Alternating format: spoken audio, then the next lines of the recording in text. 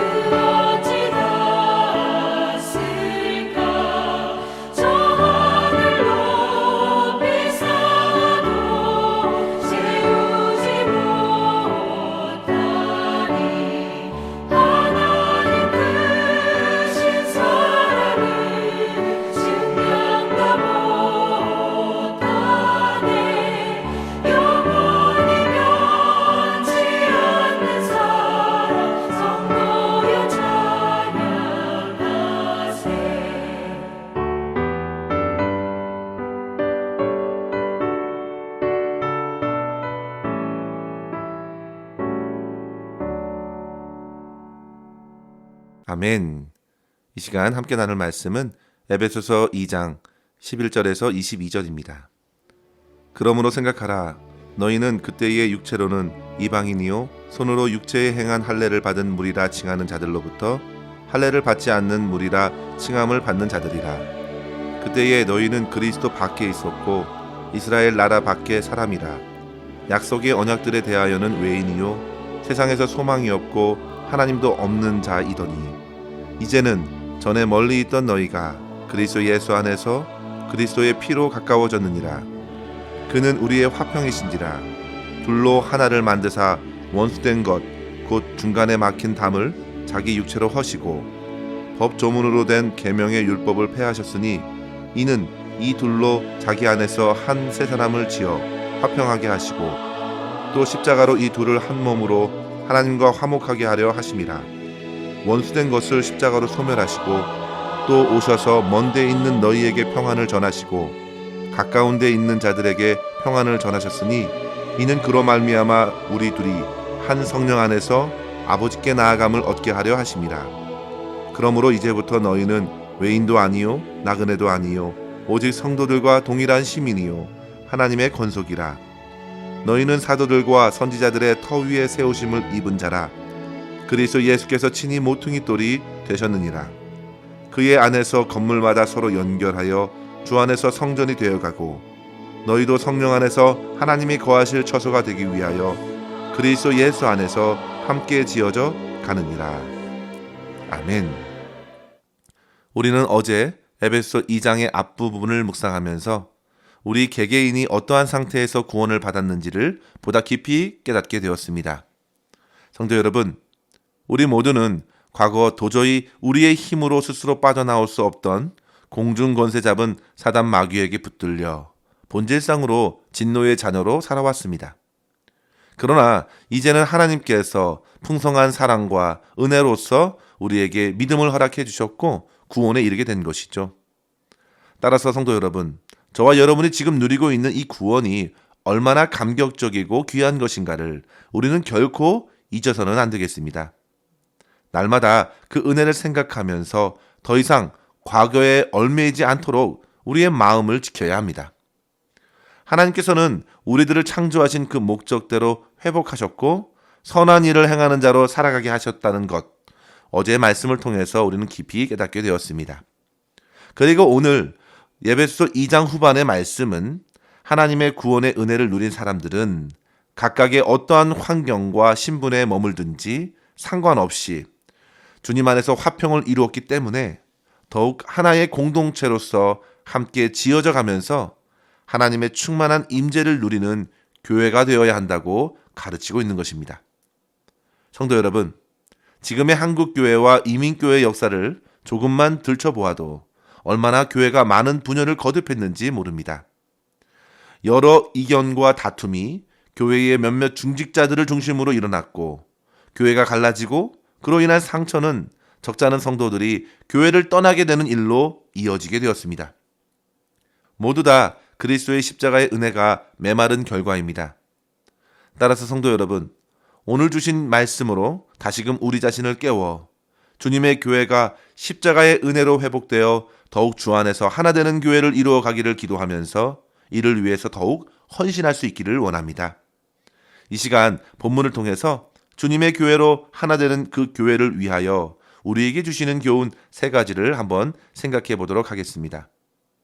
첫째로 성도 여러분, 부름 받기 전 지난 과거를 잊지 말고 허락하신 은혜를 날마다 되새길 수 있어야겠습니다. 바울은 11절에 그러므로 생각하라. 너희는 그때에 어떠했는가? 그때에 그들은 대부분 이방인이었습니다. 그들은 과거 유대인들로부터 할례받지 않는 자들이라고 모욕을 받기도 했습니다. 12절에 보시면 그때에 너희는 그리스도 밖에 있었고 이스라엘 나라 밖의 사람이었다. 언약에도 외인이었고 세상에서 소망도 없고 하나님도 없는 자였다는 것입니다. 그렇게 과거의 그들은 그리스도의 복음 밖에 있었던 때를 생각하라는 것입니다. 그리고 13절에 이제는 멀리 있던 너희가 그리스도 예수 안에서 그의 피로 가까워졌다는 것입니다. 과거에 철저히 하나님의 교회에 배제되었던 때에는 정말 소망도 없었고 하나님과의 관계가 없었던 그때에 하나님께서는 넘치는 은혜로서 그들을 하나님의 교회에 속하게 하셨다는 사실을 잊지 말아야 한다는 것입니다. 그런데 성도 여러분, 우리는 너무나도 빨리 은혜를 잊어버리는 경향이 있습니다. 개구리 올챙이적 기억 못한다는 말이 있죠. 조금이라도 형편이 나아지면 언제 내가 그랬는지 곧 어깨에 힘이 들어가고 교회 안에서도 자기 기득권을 내세우면서 과거 자신과 같이 약하고 소외된 사람들을 쉽게 대하곤 합니다. 성도 여러분, 믿음이 약한 사람들은 돌봄과 이해가 더욱 필요합니다. 그런데 자기 과거의 신앙이 미천한 때를 잊어버리고 다른 사람들에게 어떻게 그렇게 믿음 생활을 할 수 있느냐고 쉽게 판단하고 정죄하는 것이죠.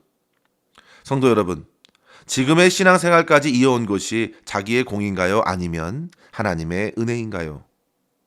자기의 능력인가요? 아니면 그리스도의 능력입니까?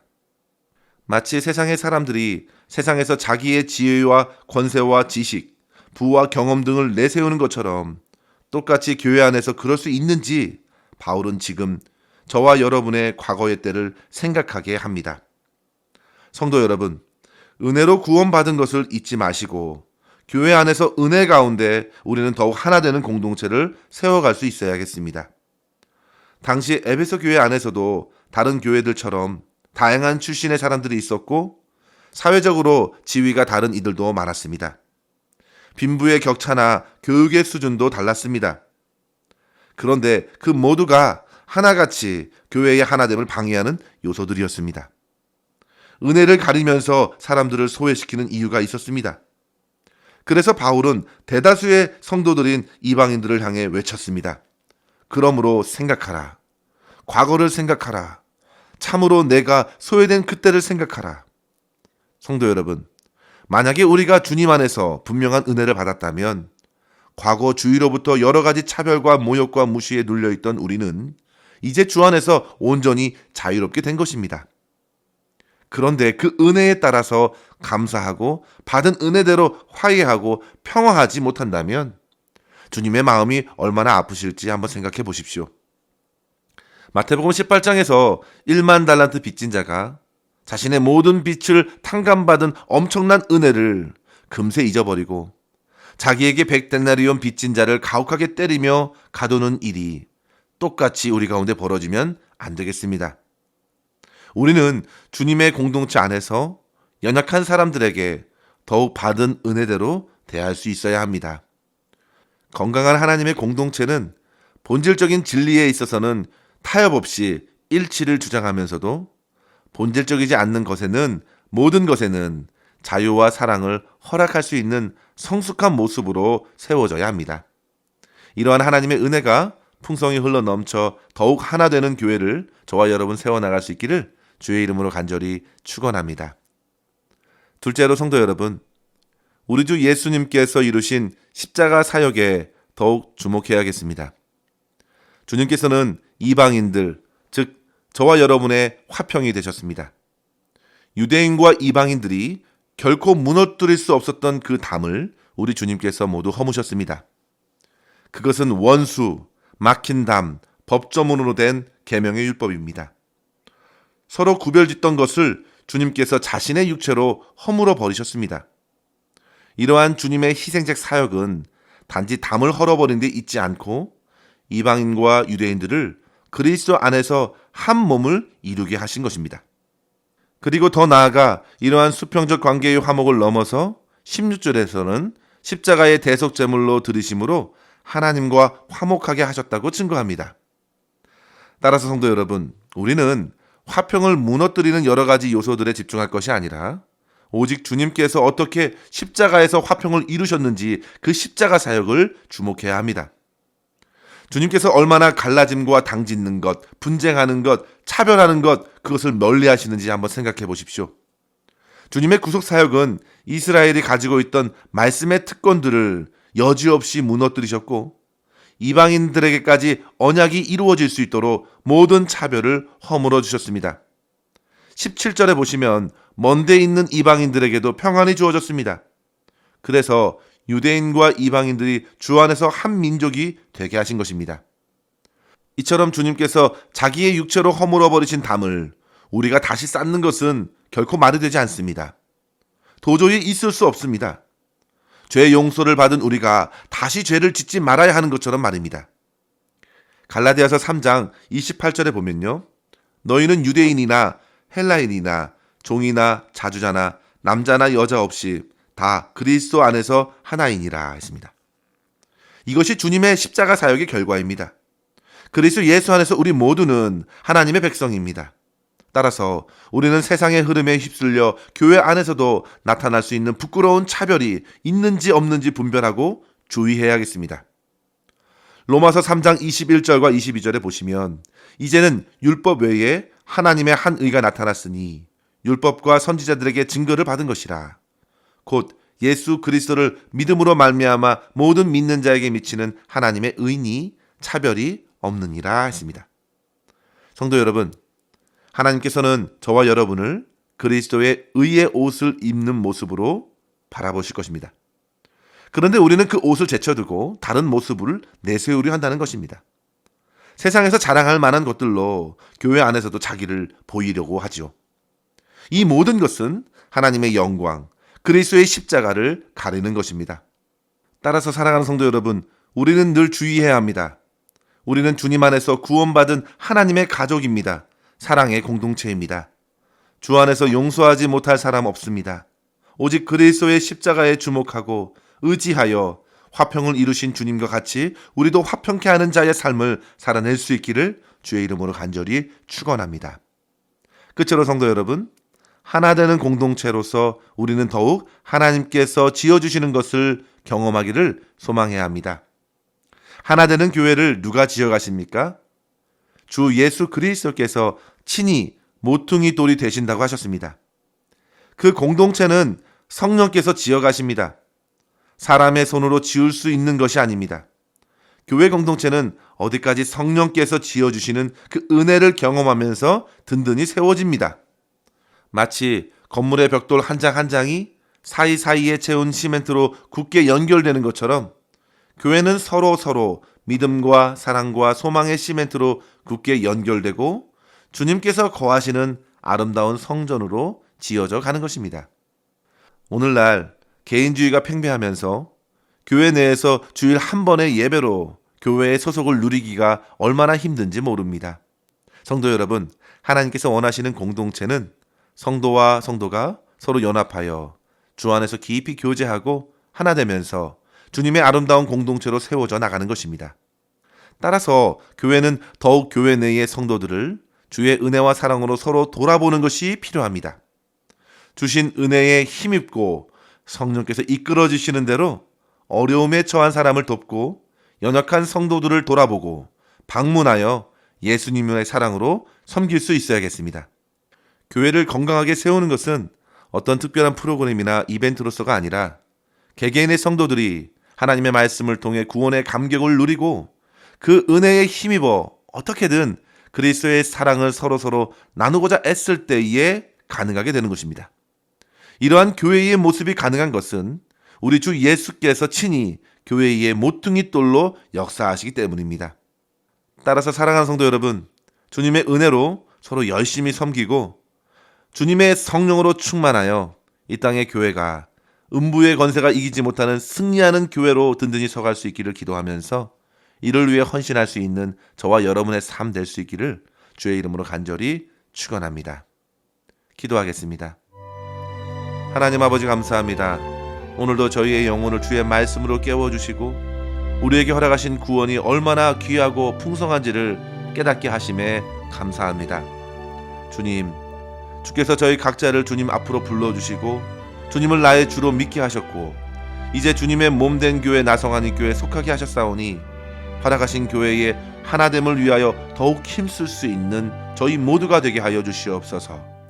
차별 없이 주의 복음의 은혜를 풍성히 누리게 하신 것처럼 우리 또한 모든 사람들을 귀하게 여기고 특별히 연약한 이들을 더욱 힘써 돌아보는 성도로 교회로 거듭나게 하여 주시옵소서.